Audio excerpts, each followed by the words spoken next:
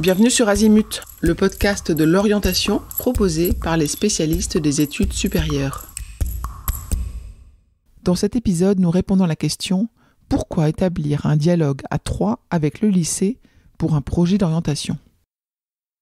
Le suivi scolaire, qui ne doit pas être votre seul sujet de dialogue, fait néanmoins bien partie de votre lettre de mission de parent.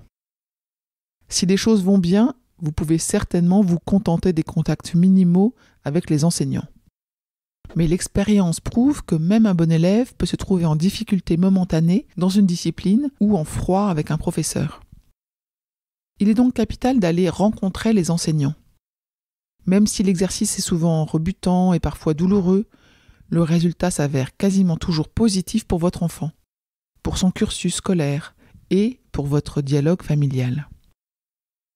En effet, échanger avec l'enseignant avec qui votre jeune a des difficultés va vous permettre de mieux cerner son profil scolaire et intellectuel, ainsi que son caractère, notamment s'il a des problèmes de discipline. Vous montrez aussi au professeur que vous êtes là, que l'élève est encadré et pris en main par sa famille, ce qui se traduit en général par un changement de regard de l'enseignant. De même, vous envoyez le signal à votre enfant qu'il n'est pas totalement livré à lui-même, mais que ses parents suivent son travail et sa vie au collège ou au lycée. Vous servez également de médiateur entre les plaintes de l'adolescent et celles du professeur, en particulier si votre enfant vous accompagne.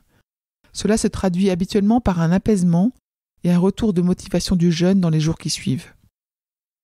Vous évitez ainsi l'enfermement du jeune dans une spirale d'échecs qui peut l'atteindre psychologiquement et tuer en lui toute motivation. De retour à la maison, riche de ces rencontres et discussions, vous l'encouragerez et lui proposerez éventuellement votre aide. Dans les épisodes du podcast que nous consacrons aux parents et à leur rôle dans l'orientation de leurs enfants, voici quelques recommandations que nous voulions vous formuler. Écoutez-le, écoutez-la. Poussez le plus souvent possible la porte de sa chambre. Soyez disponible au bon moment, et le bon moment, c'est son moment. Sachez repérer ses talents à l'école, dans les activités extrascolaires, dans ses relations, dans sa vie. Discutez de ses stages, de ses premières expériences professionnelles.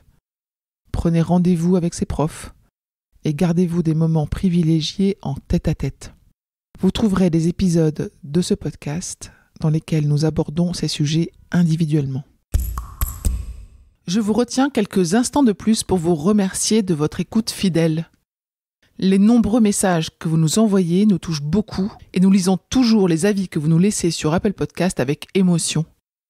Si ce n'est pas encore fait, allez nous déposer 5 étoiles et rédigez votre commentaire sur Apple Podcast et sur Spotify. Vous pouvez également vous abonner pour avoir les épisodes dès leur sortie.